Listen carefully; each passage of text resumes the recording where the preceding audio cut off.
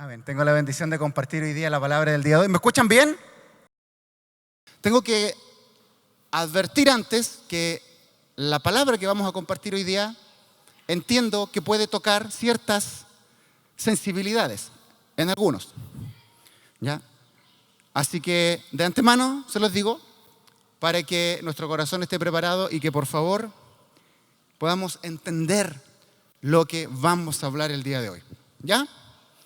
Pero antes de ir a la palabra, es necesario entender algo y aclarar algo para que se entienda de una mejor manera lo que vamos a hablar hoy día.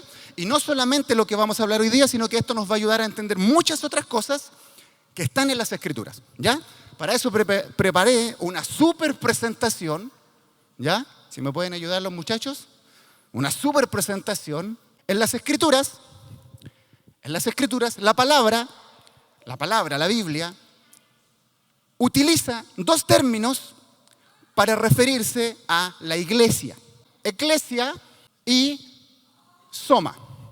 Uno es la iglesia, ahí volvió, la iglesia, diciéndolo de palabra simple, visible, y la otra es la iglesia invisible. Cuando tú hablas de, y me voy a ganar aquí porque quiero hacer un ejercicio para que ustedes vayan entendiendo a lo largo de esta predicación. Cuando yo les hable de iglesia y haga así, ¿me estoy refiriendo a qué? A esa. Cuando yo les diga iglesia, cuerpo de Cristo, y haga así, y apunta a este lado, me estoy refiriendo a eso. ¿Ya?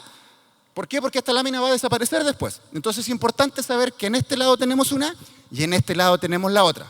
¿Ya? ¿Me siguen? ¿Sí? Súper. ¿Y tú qué andas diciendo acá? Cuando la Escritura nos dice,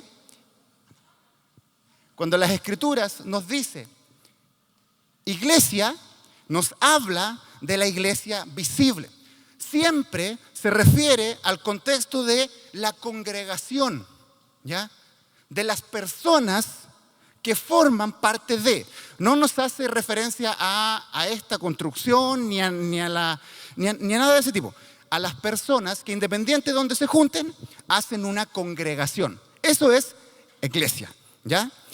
Y hay algunos ejemplos que no los vamos a leer, pero usted los puede, si quiere, apuntar para buscarlos en su casa. Se va a encontrar que la Biblia, en algunos versos como esos, no dice literalmente iglesia, dice congregación. Pero en el texto original dice iglesia. Se va a encontrar con que algunos textos de esos tampoco dicen congregación, dicen no me recuerdo la palabra exacta, pero es como la agrupación, hace referencia como a la agrupación y hace también referencia en el texto original a la palabra iglesia. Por lo tanto, nos queda claro que es la parte visible, ¿ya? Donde estamos juntos, ¿cierto? Uno al otro, así como estamos ahora. ¿Se entiende? Perfecto. Cuando la palabra ocupa iglesia como soma, se refiere al cuerpo de Cristo, pero no necesariamente al cuerpo a lo que se refiere acá. Se refiere puntualmente a aquella cosa invisible que está en medio de la congregación, pero que es la que nos mantiene unidos, ¿ya? A esa unidad que es invisible, que no se puede tocar ni palpar, pero que nos hace ser uno solo, ¿ya? Eso es la iglesia desde este punto de vista.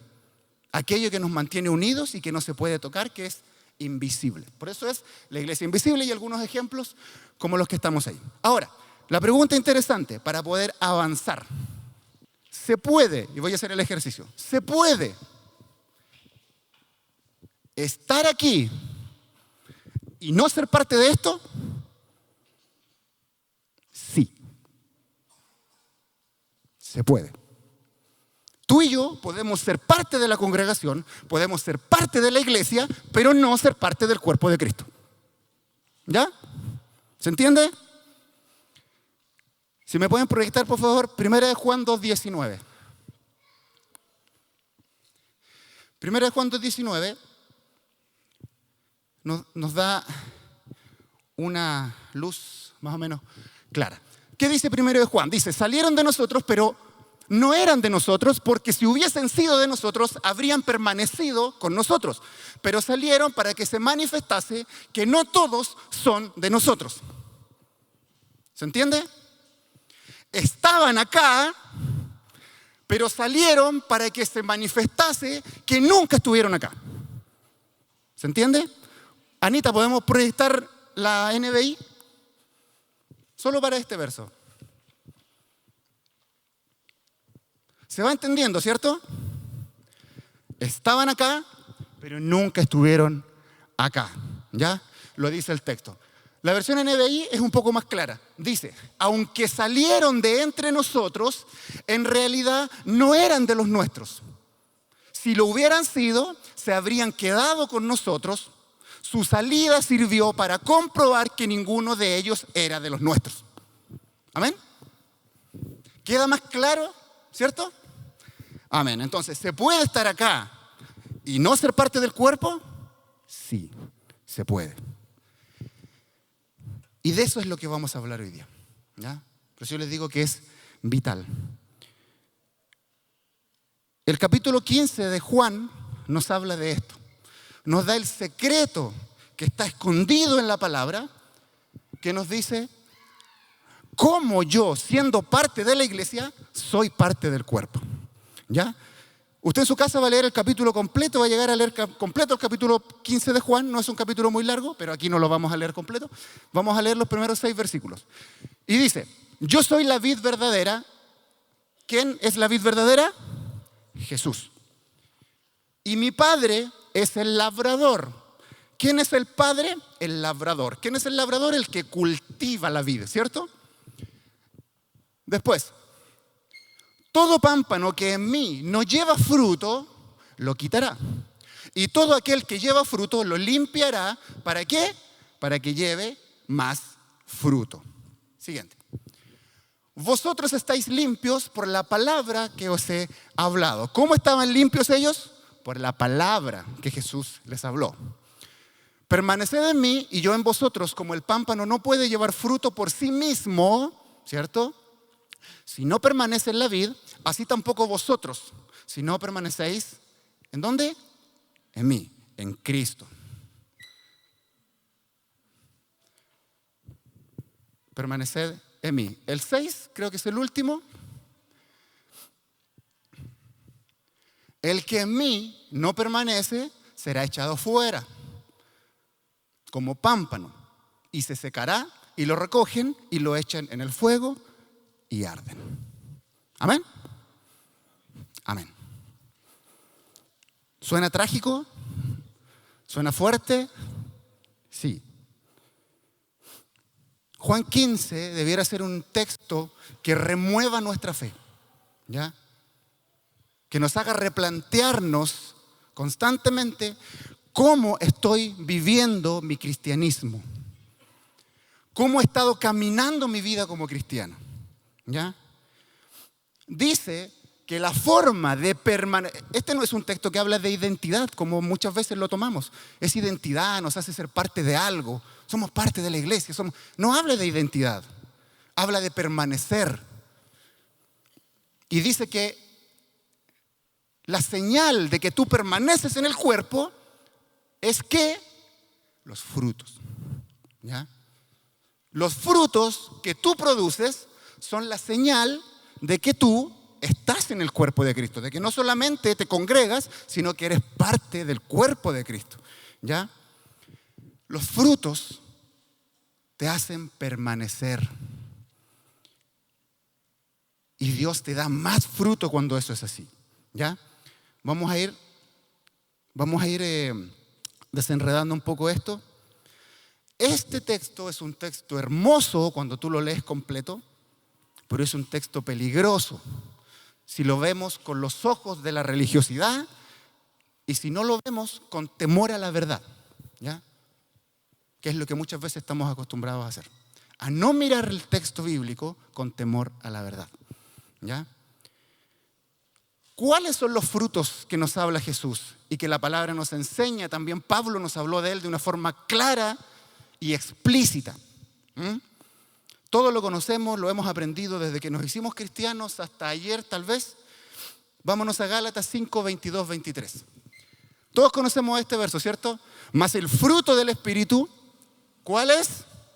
Amor, gozo, paz, paciencia, benignidad, bondad, fe, mansedumbre, templanza. Contra tales cosas no hay ley.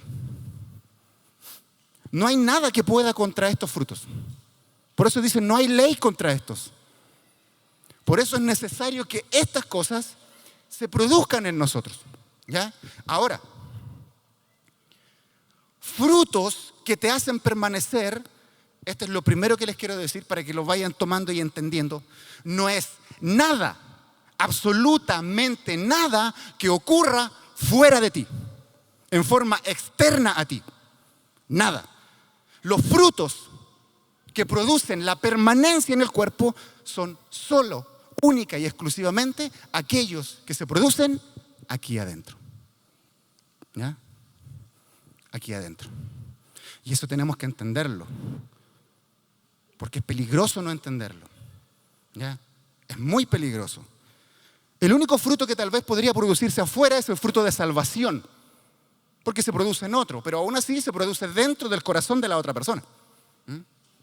Los frutos que realmente te hacen permanecer y decir que eres realmente parte del cuerpo de Cristo, no de la iglesia ni de la congregación, son los frutos que produces aquí en tu corazón.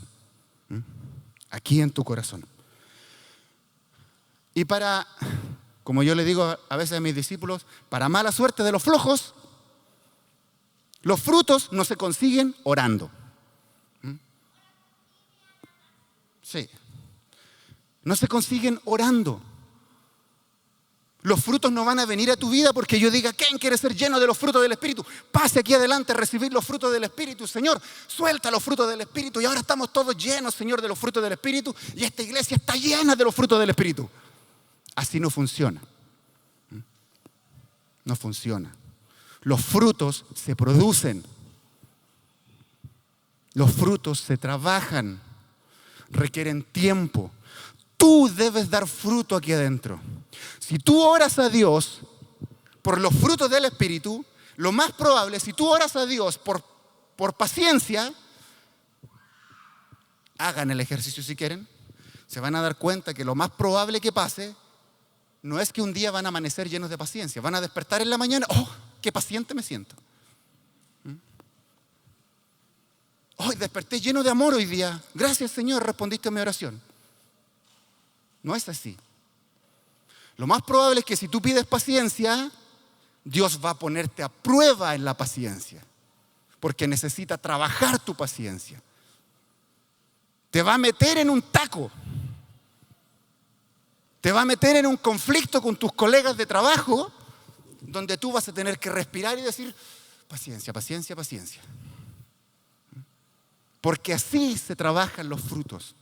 Si tú pides amor, no vas a despertar lleno de amor. Vas a empezar a vivir situaciones donde vas a tener que expresar amor. Donde ese que te cae mal, donde ese que te hizo algo malo, donde ese sí. Y tú vas a tener que, ay, que lo amo, que lo amo, que lo amo. Como dice Jack Sparrow, repítelo hasta que te lo creas. Así funciona la cosa. Entonces, es una mentira cuando creemos la otra cosa. Es falso y es peligroso. Es peligroso. Porque las dificultades de la vida son inevitables. Los malos momentos de la vida son inevitables. Entonces es peligroso creer que esto funciona en automático. Los frutos que le dan gloria a Dios son los que se producen aquí adentro. Amén. No lo que pasa afuera. Hay ramas que se cortan para echarlas al fuego y ramas que se cortan para podarlas. ¿Ya? La pregunta es, ¿qué rama soy yo? ¿Dónde estoy yo? Y a veces es difícil darse cuenta. Cuando todas estas disfraces que tiene la palabra se han puesto delante de nuestros ojos, es difícil darse cuenta. Saber dónde estoy. ¿Sabes por qué? Lo vamos a ver más a detalle. Porque no basta con decir Señor, Señor. ¿Usted ha escuchado esa frase, cierto? No basta con decir Señor, Señor. No basta con de pronto tener una experiencia espiritual. No basta con eso. Y no lo digo yo, lo dice la Escritura. Lo enseña la Escritura. Y es peligroso porque eso hace y forma una iglesia débil. Y forma cristianos débiles. Que cuando viene el día malo, no hay fruto que los ayude a sostenerse en el día malo.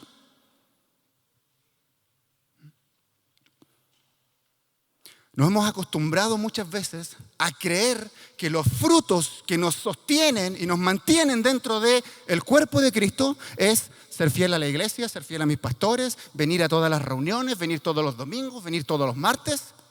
Que sí hay que hacerlo, por favor no dé una lectura que no estoy diciendo. Sí hay que hacer todas esas cosas, sí hay que ser fiel a eso. Pero hemos confundido eso como los frutos que me dicen que eso es lo que me hace permanecer en el cuerpo de Cristo. Que hacer todo lo que la iglesia me dice, que hacer estar en todas las actividades, no perderme ni una, ¿ya? Participar de todo. Es más, voy a empezar a hilar más fino. Que si reprendo un demonio, que si sano un enfermo, que si hago un milagro, esas cosas me han hecho creer que esas cosas son las que me dicen que son la marca de que pertenezco al cuerpo. Y no lo es. No lo es. No invirtamos los papeles de lo que realmente nos mantiene en el cuerpo de Cristo. Vuelvo a decir, solo lo que se produce dentro de ti, en tu corazón. La pregunta es, ¿qué está produciendo tu fe ahí donde nadie te ve? Ya, eso es lo que te da la respuesta si perteneces o no perteneces al cuerpo de Cristo. Lo demás te hace pertenecer a la congregación, a la iglesia visible. Pero es un error y es peligroso creer que todas esas cosas, que todas esas manifestaciones que buscamos, que está bien buscarlas, que todas esas manifestaciones que ocurren, que está bien que ocurran, que deben ocurrir en la iglesia, son necesarias que ocurran, tienen que ocurrir. No estoy diciendo lo contrario, pero no son las marcas que nos dicen que pertenecemos al cuerpo de Cristo. No son los frutos que te dicen, sí, tú perteneces al cuerpo de Cristo. No confundamos las cosas, porque es peligroso. Es muy peligroso. Las Escrituras, por todas partes y en muchos lados, nos enseñan que eso no es así. ¿Ya? Vamos a irnos con lo más brutal al tiro para que lo entendamos. Pero antes hay un principio fundamental que cada cristiano debe aplicar a la hora de hacer estudio de la palabra. ¿A cuántos les gusta estudiar la palabra? ¿Amén? Amén. Yo confío que a todos. Hay un principio fundamental que opera cuando debemos estudiar las Escrituras. Y ese principio es que un texto no anula otro texto. ¿Ya? Y es un principio básico para la interpretación bíblica. Un texto no anula otro texto. Entonces es un error peligroso que yo tome un pedacito de una enseñanza y la quiera entender y darle una explicación y alucir a que es una verdad absoluta sin entender lo que la Escritura me habla también a la luz de ese tema que ese versículo me enseña. Es peligroso. Tenemos que por lo menos darnos ese trabajo, por lo menos los líderes, pastores, démonos ese trabajo, porque es peligroso. ¿Ya? Marcos 16, 17 al 18. Dice: y estas señales seguirán a los que creen. En mi nombre echarán fuera demonios, hablarán nuevas lenguas. Tomarán en las manos serpientes y si bebieren cosa mortífera no les hará daño. Sobre los enfermos pondrán sus manos y sanarán.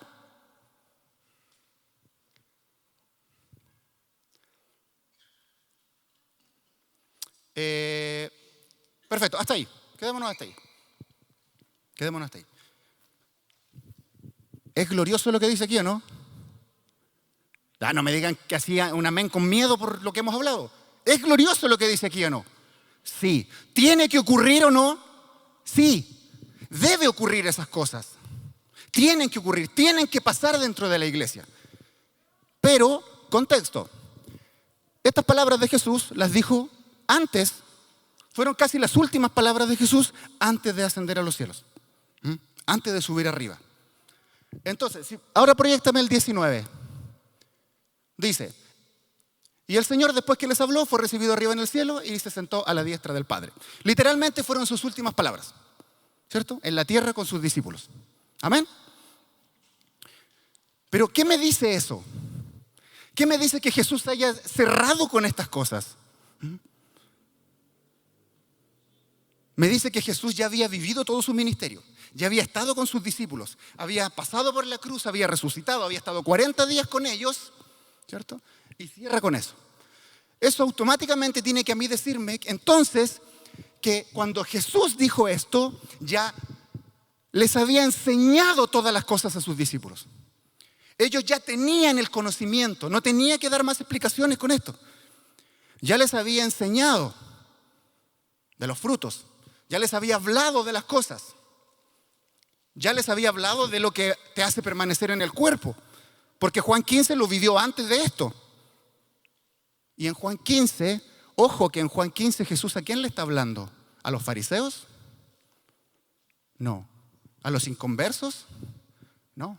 Le está hablando a los discípulos, a sus discípulos. Todas esas enseñanzas ya se las había dado a sus discípulos. Por eso es que en el capítulo de Juan que leímos dice, ustedes ya están limpios por la palabra, porque ya lo saben, ya saben la verdad, ya la comprenden. No necesitaba volver a repetirles todo de nuevo para declararles esto. Ya Jesús les había enseñado, de hecho les enseñó los frutos del Espíritu, no explícitamente como lo hizo Pablo, pero sí con las vivencias de Jesús. Usted encuentra todos los frutos que Pablo describe en Gálatas en las vivencias de Jesús. Sus discípulos aprendieron de eso, ¿ya? Pero entendiendo que los discípulos ya tenían la enseñanza, ¿ya? Les dice estas maravillas, manifestaciones poderosas, dones espirituales para sanar enfermos, hablar en lengua, resucitar muertos, echar fuera demonios. Pero ya les había enseñado Mateo 7, 21 al 23.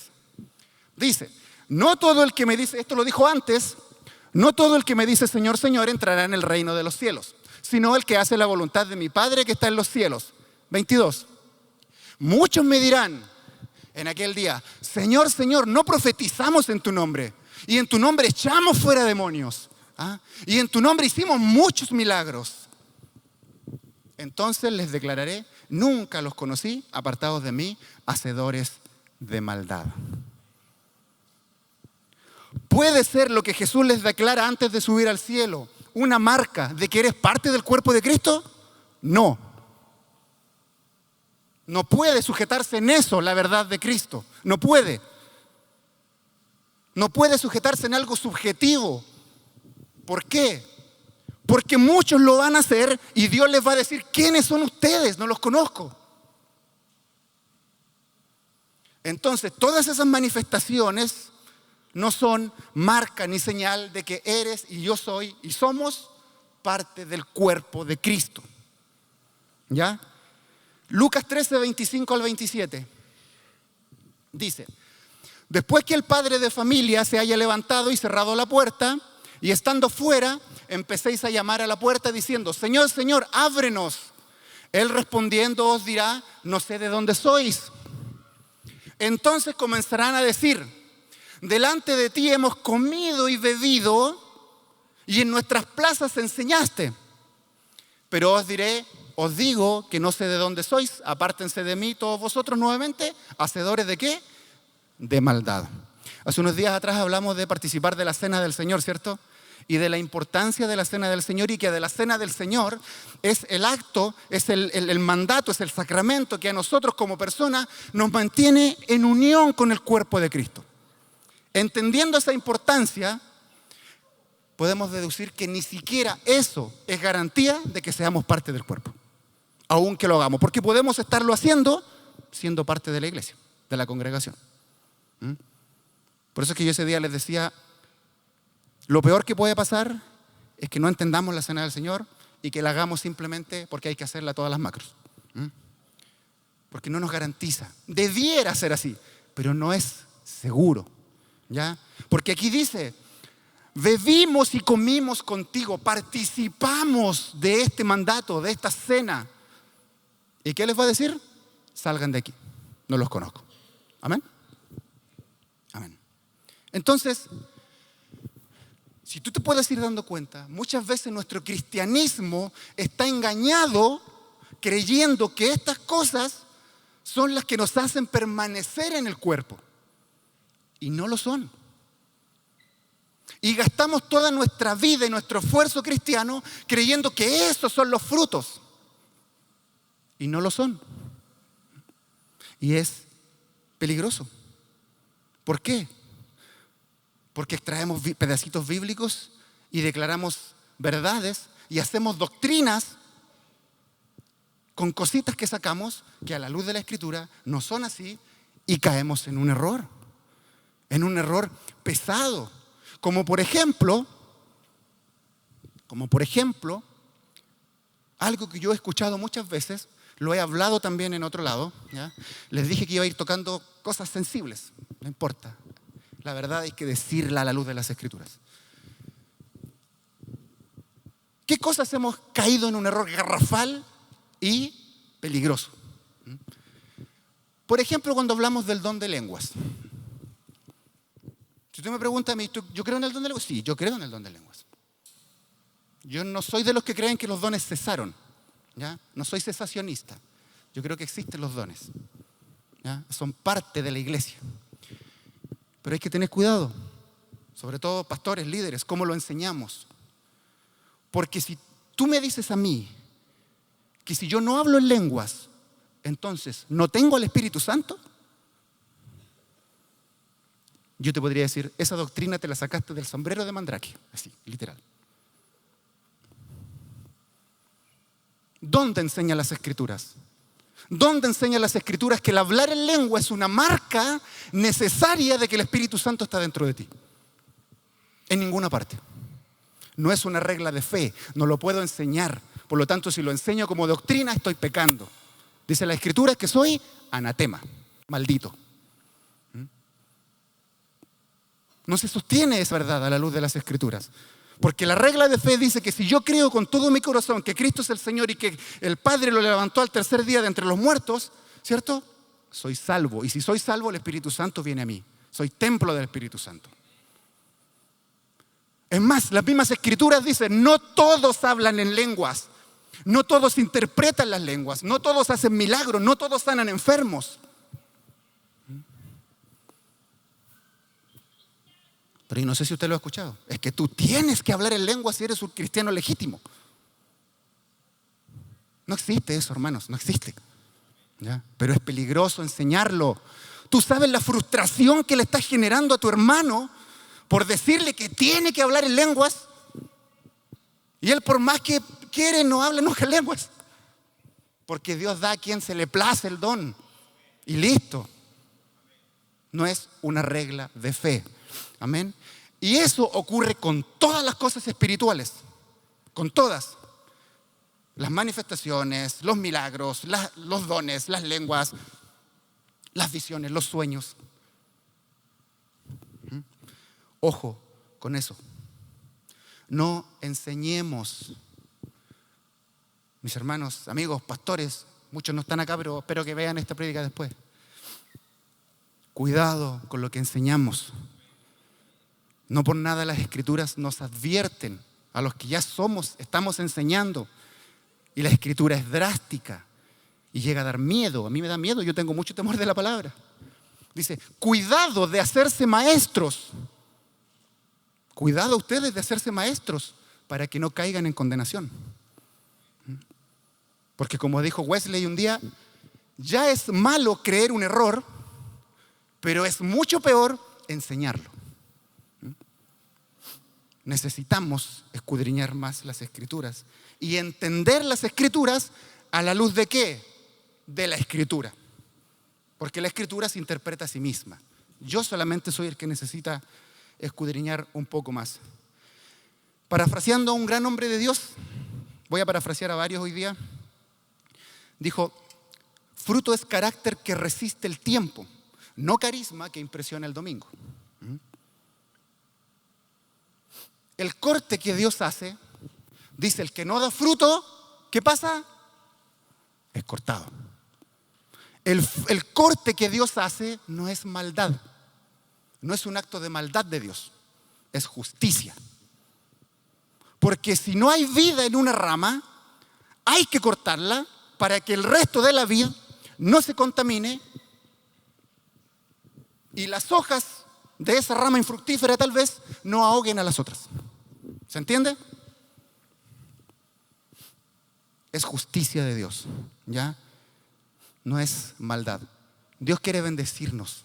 ¿Cuántos creemos eso? Dios quiere bendecirnos en todo. Pero antes de bendecirte, y más importante para Dios que bendecirte, es moldearte. Es moldear tu carácter. Es que aprendamos las verdades de las Escrituras. Antes que todo eso, ¿ya? Entonces, dejemos de enseñar y de buscar estas cosas como que fueran realmente la máxima expresión que impresiona a Dios, porque no lo son y no lo es. Lo que glorifica al Padre es que lleven fruto, lo dice Jesús en Juan 15. Fueron llamados para que glorifiquen al Padre, y esto es que den mucho fruto, ¿ya? Y fruto es lo que ocurre aquí adentro, no afuera. Amén. Ahora, es un cuchillo o una tijera, no sé cómo usted quiera llamarlo. Un cuchillo le voy a decir yo.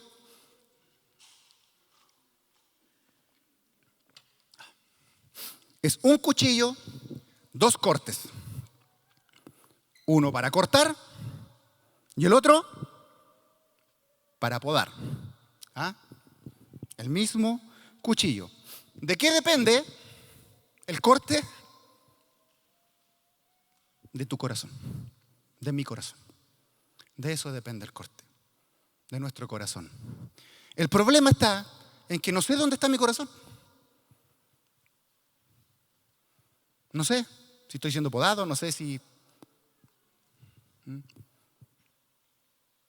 Entonces esto nos ayuda a entender por qué no lo sé, por qué no entiendo dónde estoy, por qué no entiendo dónde está mi corazón.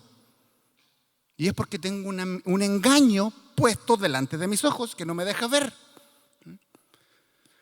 ¿Tú crees que al diablo le molesta que en la iglesia se hagan milagros, sanidades, resuciten muertos? ¿Tú crees que eso le molesta al diablo? No, podría molestarle, sí. ¿Pero cuándo? Cuando esa misma iglesia, aquí en su corazón, está dando frutos. Ahí sí. El diablo mira a la congregación y dice: estos compadres están sanando enfermos, resucitando muertos, hablando en lengua. No, está todo pasando en esa iglesia, pero nadie da fruto en el corazón. Déjalos tranquilitos nomás que sigan así. Déjalos tranquilitos que sigan así nomás. Nadie da fruto en su corazón. Ni los molestemos, dejémoslos que sigan creyendo que así es la cosa. Esa es la mentira más peligrosa, que hemos bajado a nuestro corazón. Es como cuando se habla de la moral. Al diablo le da lo mismo que la gente sea moralmente correcta, que sí hay que serlo. Se ha quitado a Jesús de todas partes en el mundo, de todas partes, de los colegios, ¿cierto? De la enseñanza, de las cosas desde niños, de las universidades, de todas partes se ha quitado a Cristo y a Dios. Pero hay una cosa que siempre ha buscado mantener: seamos correctos, seamos moralmente correctos. ¿De qué sirve ser moralmente correctos si Cristo no está? Si se quitó a Cristo de ahí. No importa, da lo mismo, ¿ya? Da exactamente lo mismo. Y es peligroso, porque cuando viene el día malo, te das cuenta que nada de las cosas que haces en tu cristianismo te ayudan a salir del día malo. Nada. Porque las aflicciones de la vida son inevitables. Y lo único que te va a sostener son los frutos que tú produces en tu corazón. Va a venir el día malo, va a venir la aflicción que no se puede evitar, y vas a empezar a vivirla, ¿cierto? Vas a empezar a sacar tu mejor cristianismo para mantenerte firme entre la adversidad, pero la adversidad sigue creciendo. El dolor sigue creciendo. Los problemas siguen aumentando. Entonces de pronto te pones a pensar, es que entonces voy a reprender este problema que me está atrapando, que me está atacando. Hago guerra espiritual, voy a luchar contra lo que se está levantando en mi contra. Pero amigos, la poda no la hace el diablo, la hace Dios. Lo único que estoy haciendo es perder tiempo valioso. La poda la hace Dios, no el diablo. ¿Ya? Y me doy cuenta de pronto que todo lo que yo creí que era mi cristianismo, ahora que se pudrió todo, no me sirve nada. Nada me sirve. Nada me ayuda. A eso súmale que de repente viene un hermano o un pastor o un líder con muy buena intención y te dice, oye, la Escritura dice que el mal nunca viene sin causa, así que hazte ver, guachito. Hazte ver, algo está pasando ahí. O después viene otro más espiritual y te dice que el Señor me reveló anoche que hay un demonio que te está atormentando. Lo digo así como, que te está atormentando. ¿Sabrán que la poda la hace el Señor, no el diablo?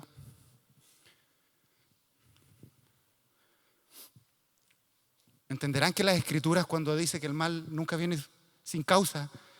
Primero yo les diría, léanse el proverbio completo porque no habla de eso en sí. Primero, no habla de eso. Segundo, aunque hablara de eso, ¿dónde dice la Escritura que esa causa son demonios, maldiciones, son un pecado oculto que tú tienes guardado? No lo dice. Es más, Jesucristo pisoteó esa idea. Cuando le dijeron, Señor, ¿quién pecó, él o sus padres para que naciera así? ¿Quién pecó? No, nadie pecó, dijo. Ni él ni sus padres. Esto se permitió para que se vea la gloria de Dios y punto. ¿Cuál era la causa ahí? Darle la gloria a Dios y listo. Y en la gran mayoría de los casos en nuestra vida es eso. O es eso, o es que simplemente es una aflicción de la vida, que es inevitable. Entonces, seamos cuidadosos con cómo le enseñamos, cómo le transmitimos el evangelio a la gente. Porque después la gente empieza a hacer su quehacer cristiano en base a esto, a cómo le enseñamos las cosas.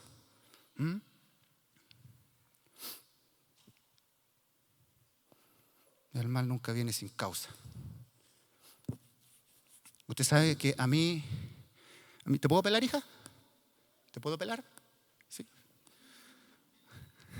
Usted sabe a mí la rabia que me daba, ya no ha pasado hace mucho tiempo, la rabia que me daba cuando venía no sé cómo llamarlo, no voy a ocupar terminologías tampoco extrañas, y me decía haciendo alusión a mi hija, usted la ve en su sillita de ruedas, diciendo, lo que pasa es que tal vez es pecado, pastor.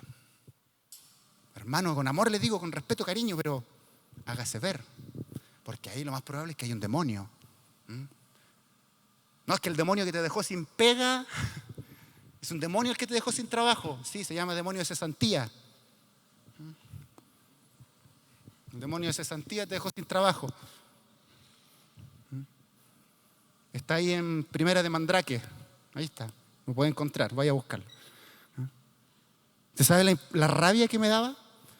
No porque me sentía ofendido, ni por mi hija. Tú sabes que cuando yo veo a mi hija en su silla de ruedas, ahí lo único que veo es un milagro sobrenatural de Dios. Es ver cómo Dios puso su mano de una manera que ni te imaginas. Que cuando ella nació los doctores hicieron exámenes en mano, exámenes físicos en mano, diciéndonos, miren esto está malo. Pulmones, malo. Corazón, malo. Hígado, riñones, oídos, vista, cerebro, malo. ¿Saben qué? Su hija no va a vivir más de, ¿cuánto? 48 horas. Un rango entre 48 y 70 y tantas horas. No va a vivir. Pero el fruto de la fe que tenía mi esposa hizo algo distinto. Mi esposa todo protocolarmente le dijo, gracias, doctora, yo les agradezco por todo lo que ustedes hacen por mí y por mi hija, ¿cierto? Muchas gracias. ¿Ah? No puedo decir improperios aquí arriba. No fue eso. Yo les agradezco por todo lo que ustedes hacen, por nosotros, por mi hija, se los agradezco de verdad. Pero ustedes no tienen la última palabra sobre mi hija. ¿Ya? Así que me pueden dejar sola porque quiero estar con mi hija. Y se fue.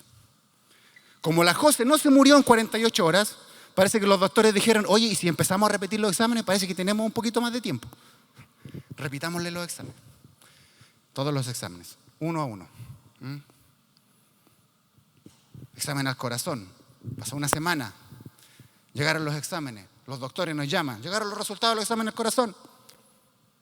Te muestran los exámenes. Mire, esto aquí es que en esta imagen la valvulita que está acá, yo no cacho nada de esta válvula y está acá. ¿Y qué es eso? Es que está bien. ¿Pero cómo? Está todo bien.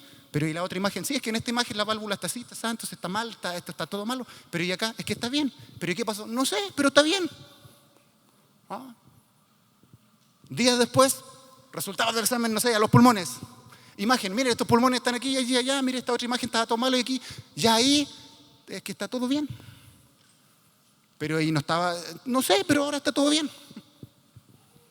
Y así, examen al corazón, a los riñones, a los pulmones, a todo. Todo bien. Los doctores nos decían, no sé, pero está todo bien. No sé qué pasa, pero está todo bien. Y yo de a poquito estaba cada vez más así.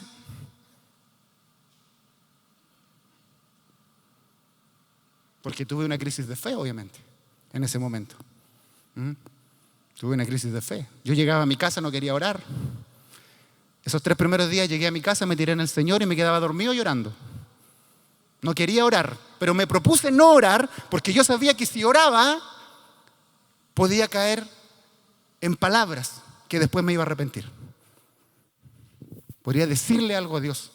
Si hay algo que nos propusimos con Karina en ese momento, dijimos, no vamos a quejarnos de nada, ni vamos a cuestionar nada a Dios, nada. Vamos a esperar en Él qué es lo que pasa. Y de a poco empezamos a orar, de a poquito. Creo yo que como al tercer día recién me atreví a abrir la boca y lo único que le dije a Dios, me senté en el sillón, miré como dudosamente para arriba, ni siquiera fue una oración, fue una pregunta. Le dije, Señor, ¿acaso tú quieres que yo me acerque a ti en eso que me falta? Fue la única pregunta que le hice, nada más. Obviamente no escuché una respuesta, Dios no me dijo nada, pero quedé ahí, y listo. Entonces que ahora venga un payaso y me diga que detrás de eso hay otra cosa, yo me siento como que Dios de arriba me está agarrando y yo le digo, Señor, suéltame, que voy. Porque no están hablando mal de mí ni de mi hija, están hablando mal de ti. Porque yo sé lo que tú hiciste. Yo sé lo que hay ahí.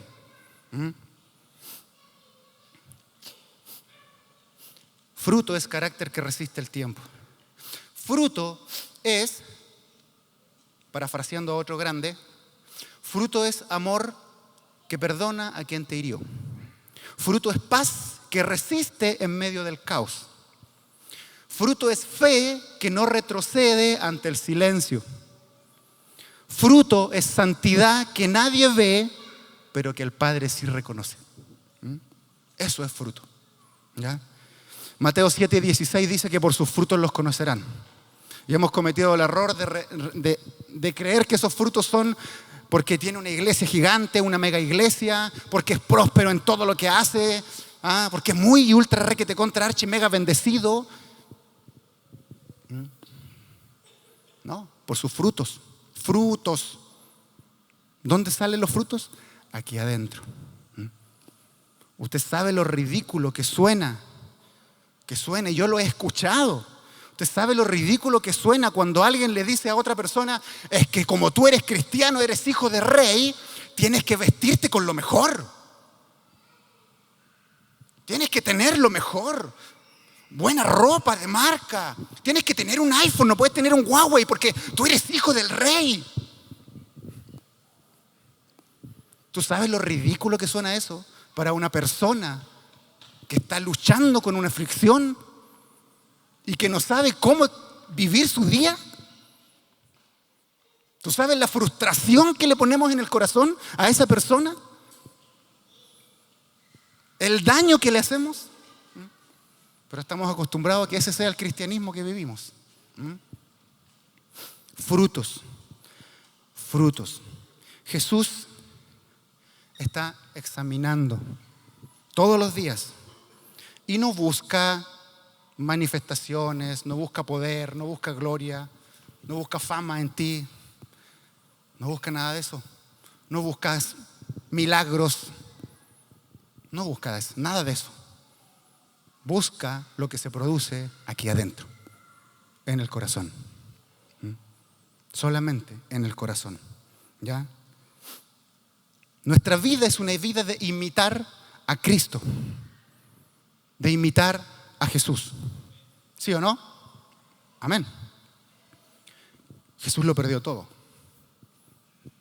Podemos estar una tarde entera describiendo, lo perdió todo. Fue humillado. Lo golpearon. Sin decir que lo mataron, ¿cierto? Se burlaron de él, lo traicionaron, lo abandonaron. Todo eso vivió Jesús, ¿cierto? Con menos de la mitad de eso, nosotros ya estaríamos pidiendo explicaciones a Dios. Pero Señor, ¿qué te pasa? ¿Te caigo mal? ¿Qué te pasa conmigo, Señor? ¿Qué te hice? Pero Señor, ¿por qué me pasa esto si soy tu hijo? ¿Por qué tengo que vivir estas cosas si soy hijo de Dios? Primero, ¿quién te dijo que no tenías que vivirlas? De nuevo, primera de Mandrake. ¿Quién te dijo que no tenías que vivirlas? Nadie. La Biblia no promete eso. La palabra de Dios no promete eso. Esa es una mentira. Es una mentira. ¿Ya?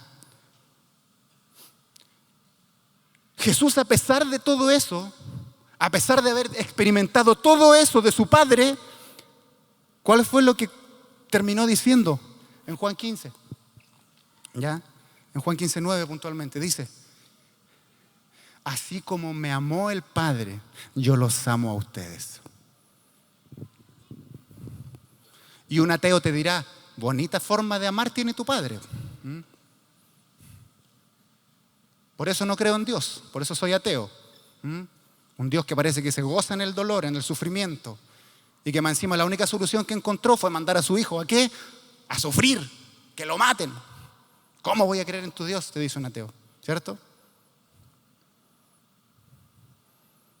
Otro día vamos a hablar de eso, ¿ya? ¿Estaba ahí? No estaba ahí. Como el Padre me ha amado, así yo también los he amado.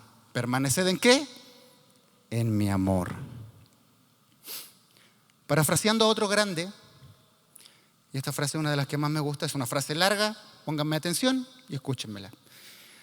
Parafraseando a un grande, dijo: vivimos tiempos donde el éxito ministerial se ha convertido en un ídolo.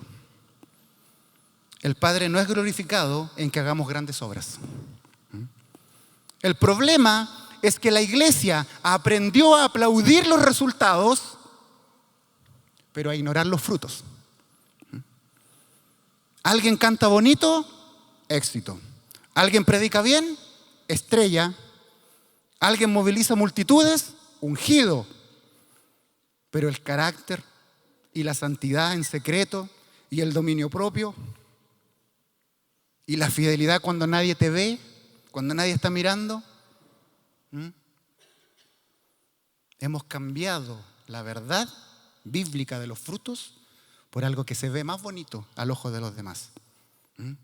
La triste verdad: hay ramas que fingen permanecer y estar en la vid, pero se secan y van a quemarse. Están en la vid, pero no están en él.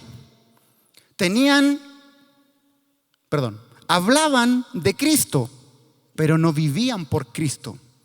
Tenían lenguaje cristiano, tenían presencia en la iglesia, influencia en el ministerio, pero sus raíces estaban muertas hace mucho tiempo.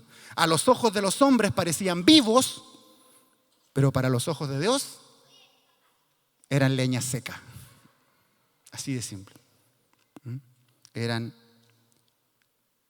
leña seca. hemos cambiado la doctrina correcta por cosas que se ven bonitas en los ojos de los hombres. Cuando hablo de esto siempre me gusta citar, varios me han escuchado decirlo, sobre todo mis discípulos, perdón chiquillos, otra vez más lo voy a hablar, ya están cansados ya que le hable tantas cosas de esto. El mejor ejemplo que a mí me gusta citar es José el soñador. ¿Sí o no? ¿Por qué le llamamos José el soñador? Porque soñaba. ¿No será un poco exagerado llamarle José el soñador? José el soñador, pues iglesia. El máximo referente, lo máximo para nosotros. ¿Cuántos sueños tuvo José en toda su vida? ¿Un sueño por semana como tienen algunos por ahí? ¿Un sueño todos los días como tienen otros por ahí? No, 2 sueños tuvo José en toda su vida. 2. 2 piñuflas sueños en toda su vida. 2. Y es el soñador, po. El soñador. Me da risa, perdón. Hay un personaje en la historia que tuvo más sueños que José. Soñaba todos los días. Mentira, no soñaba todos los días. Soñaba todas las semanas. Mentira, no soñaba todas las semanas. Soñaba una vez al mes. Mentira, tampoco soñaba una vez al mes. Tuvo 4 sueños. 4 sueños. También se llamaba José. No vivía en Egipto, vivía en Jerusalén. No llegó a ser un hombre importante políticamente. Era un carpintero. Se casó con una mujer llamada María y le tocó la labor de ser papá de Jesús aquí en la tierra. Tuvo 4 sueños. Le ganó a José el soñador. Le duplicó. Seamos honestos, ¿quién ha escuchado alguna vez una prédica de José el carpintero? Por ahí a lo mejor alguien capaz que sí, pero ¿quién? Nadie habla de José el carpintero porque a nadie le importa José el carpintero. Pero ¿cuántas prédicas hemos escuchado de José el soñador?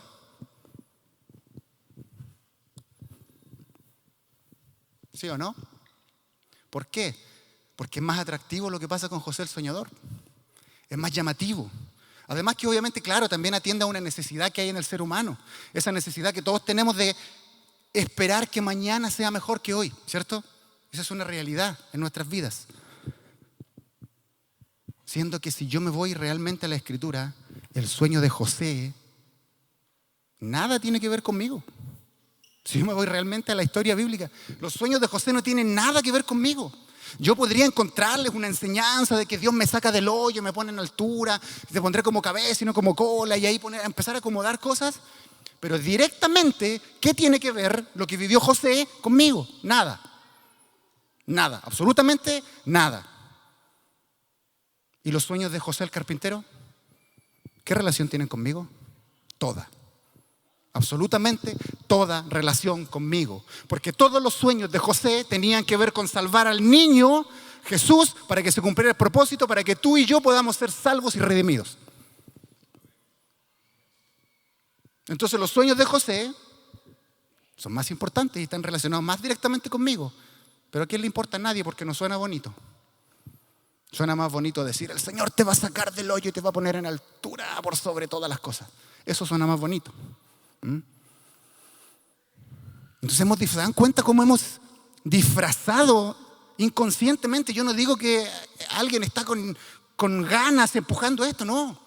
Pero cómo hemos ido sin darnos cuenta, engañándonos en nuestro cristianismo, y hoy día creemos que son relevantes o esenciales cosas que de acuerdo a las Escrituras en realidad son de orden secundario. Nadie se va a ir al cielo por hacer milagros. Nadie se va a hacer salvo por sanar enfermos. Nadie. Por resucitar muertos. Nadie. Ahora, ¿tiene que pasar? Sí. No me lea mal, no estoy diciendo lo contrario. Lo que estoy tratando es de poner las cosas en su lugar. Nadie se va a ir al cielo por hacer todas esas cosas. Por manifestaciones poderosas. Nadie se va a ir al cielo porque levanta una congregación de 5 millones de personas. Se va a ir al cielo porque mientras lo hiciste, fuiste dando fruto. Porque mientras lo hacías, vino la vida y quiso botarte quiso pisarte, pero tú dijiste, he dado frutos de fe. Aquí está mi pecho. He dado frutos de amor. Así que nada. Ese es el verdadero sentir de cuando decimos, nada me apartará del amor de Cristo. Ese es el verdadero sentido. La pregunta es, ¿la rama está viva? ¿Podemos identificar si la rama está viva o no? Necesito primero sacar todo eso de mi cabeza. Sacar todo eso que he creído que era así. Todos esos frutos que yo he creído que eran, no son frutos. No te hacen permanecer en el cuerpo de Cristo. Y lo que necesitamos es permanecer en el cuerpo. No en la iglesia, no en la congregación, en el cuerpo de Cristo. Ahora, ya para ir entrando al final, dijimos que era un cuchillo y 2 cortes. Para cortar, para quemar y para podar.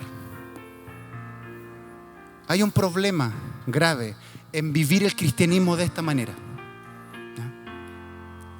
Y es que no nos damos cuenta cuando estamos siendo podados.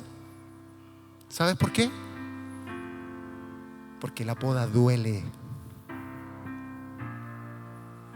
No existe poda sin dolor.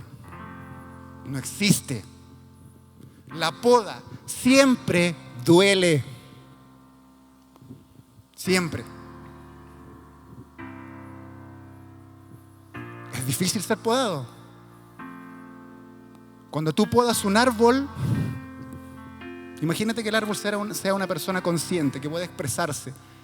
Cuando tú podas un árbol, el árbol no entiende por qué le están cortando ramas si ya había dado fruto. ¿Por qué? Para el árbol parece cruel, parece una maldad. ¿Por qué me están lastimando si ya he dado tanto fruto? La poda duele. Si no entendemos eso, finalmente podemos correr el peligro de ser cortados, ¿ya?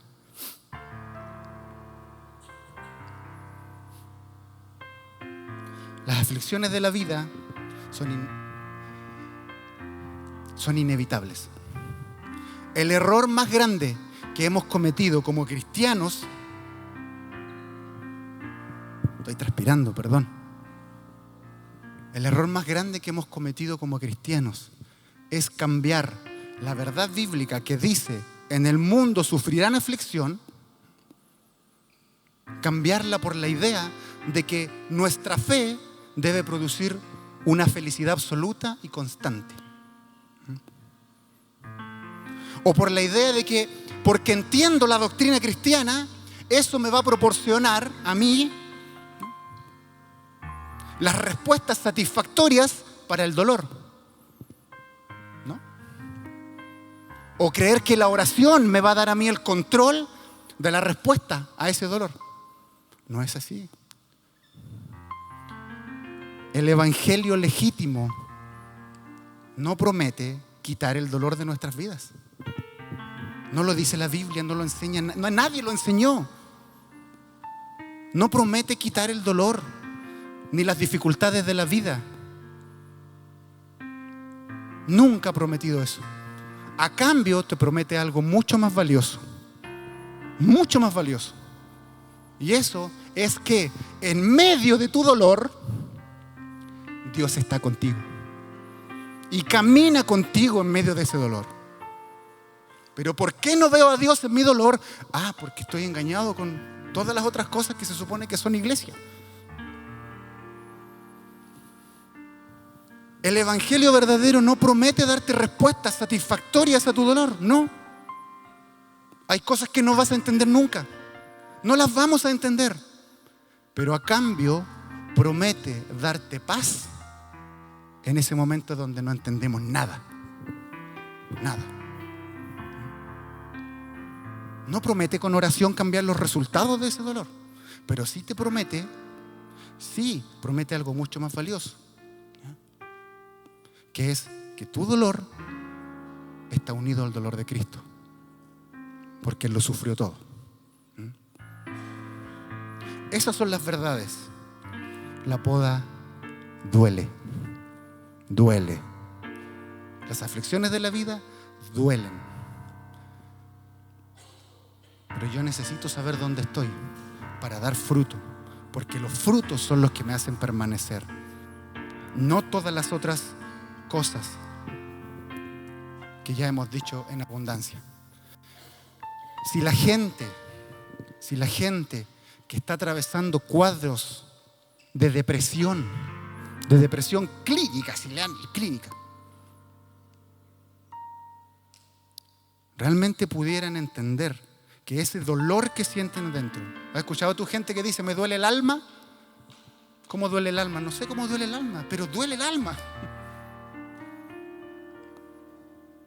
Si la gente entendiera que ese dolor que estás sintiendo es el grito de Dios diciéndote por dentro, oye, pone atención a lo que está pasando, pone atención a lo que es importante.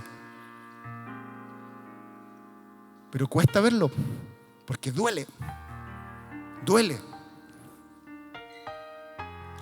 Hay una frase que yo compartíamos en célula un día con los chicos. C.S. Lewis escribió hace muchos años atrás y dijo, Dios nos susurra en nuestros deleites, nos habla en la conciencia, pero nos grita en el dolor. Es el megáfono que Dios usa para despertar a un mundo ciego y dormido. Si la gente pudiera entender que ese dolor que sientes adentro es Dios, esa angustia que sientes dentro es Dios gritando a tu alma, ese grito de Dios duele aquí, en la carne, en el corazón. Duele.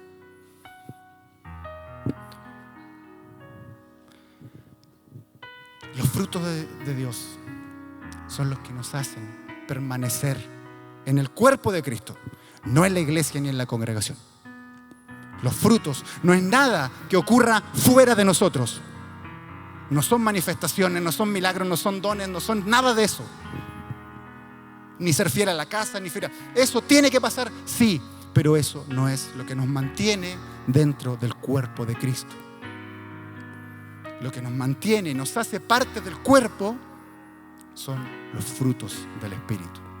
Cuando tú ves todo esto, te has dado cuenta que hemos muchas veces vivido engañados y hoy día me doy cuenta que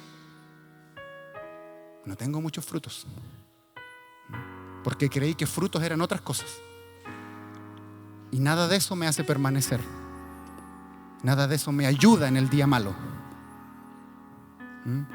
Los frutos son los que me ayudan a permanecer. Póngase de pie, iglesia.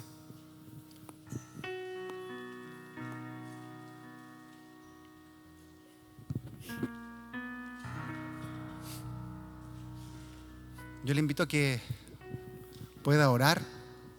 Ore, no sé. Yo no, de verdad no sé.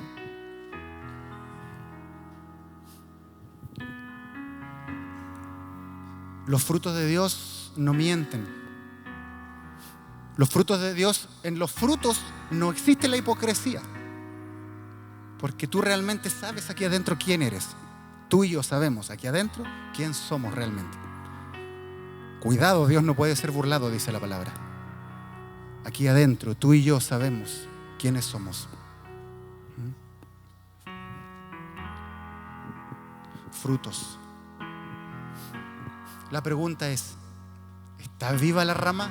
¿Ha estado viva? ¿O es una rama a lo mejor bonita, con hojitas verdes, muy linda, pero solamente adorna? No hace más que adornar el árbol, no da fruto.